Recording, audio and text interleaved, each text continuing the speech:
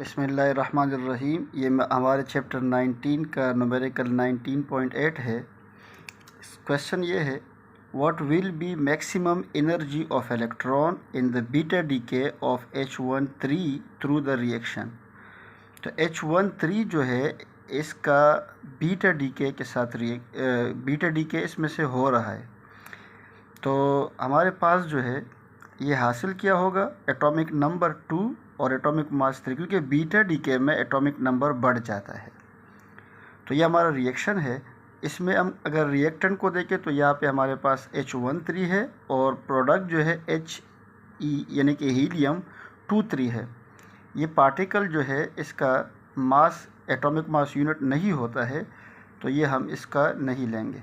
तो mass of reactant जो है वो हमें दिया हुआ है 3.016049। ये आपको पेपर में दिया जाएगा। और प्रोडक्ट जो है यानी कि He3 जो है इसका हमें एटॉमिक मास यूनिट दिया है 3.016029 और एनर्जी हमें मालूम करना है। तो हमें सबसे पहले डेल्टा एम निकालना है। डेल्टा एम का मतलब है चेंज इन मास या मास डेफिसिट कहते हैं इसको। तो इन दोनों में देखें बड़ा कौन सा है, ये है या ये है। तो हमारे पास 49 वाला जो है 29 से बड़ा है, तो लिहाजा इसको हम पहले रखेंगे, फिर माइनस और छोटे वाले को इसमें से माइनस कर देंगे। हमारे पास कीमत आएगी 0.00040 और फिर 2। हो सकता है कि ये कैलकुलेटर आपका नंबर दे 2 × 10 की पावर -4, तो वो भी ठीक है। तो फॉर एनर्जी के लिए हमारे पास क्या फॉर्मूला है, E = डेल्टा एम मल्टीप्लाई 931.5। ये मेगा इलेक्ट्रॉन में हमें कीमत जो है ना निकाल के देगा। तो जब इसको आपने मल्टीप्लाई किया तो 0.01863 मेगा इलेक्ट्रॉन वोल्ट। मेगा को अगर इलेक्ट्रॉन वोल्ट में कन्वर्ट करना है तो मेगा का मतलब है 10 की पावर 6।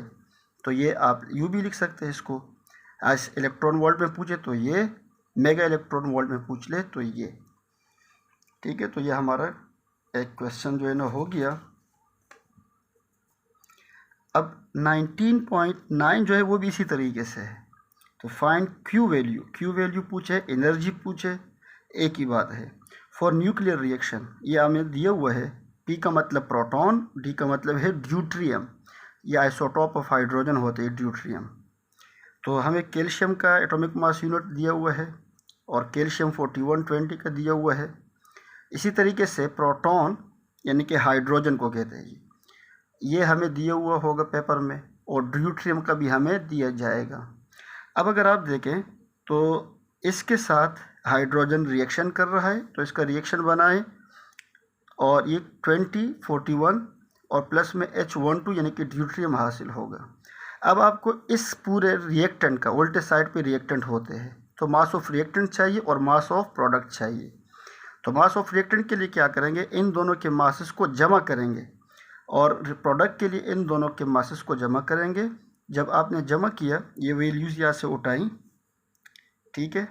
ये वैल्यूज़ कैल्शियम 2042 और प्रोटॉन का है 1.0078, इन दोनों को प्लस किया तो ये आपके पास कीमत आ गई। इसी तरीके से 2041 का मास और इसके साथ H12 जो है ये है, इन दोनों को प्लस किया तो इसकी कीमत आ जाएगी। अब आप देखें 43 बड़ा है या 42 बड़ा है, तो बड़ा जो है उसमें से छोटे वाले को हमने माइनस करना है। ठीक है, तो डेल्टा एम हमारे पास आ जाएगा। ये पिछले की तरह ही है ये स्टेप। तो आप ये कैलकुलेटर से सॉल्व कर देंगे। अब ये जो कीमत आई है ये 0.9902 हो जाएगा। ठीक है, तो इसको मल्टीप्लाई क्यू वैल्यू के लिए या एनर्जी का हो तो ये डेल्टा एम मल्टीप्लाई 931.5 है। ये वैल्यू के साथ हमने 931 को मल्टीप्लाई किया, 924 हमारा मेगा इलेक्ट्रॉन वोल्ट है। इलेक्ट्रॉन वोल्ट में चेंज करने के लिए इसकी जगह 10 की पावर 6 लगा सकते हैं, यानी कि 924 को मल्टीप्लाई 10 और पावर 6 लगा दे तो इलेक्ट्रॉन वोल्ट में कन्वर्ट हो जाएगा। जॉल में कन्वर्सन के लिए ये हम स्टेप कर चुके हैं।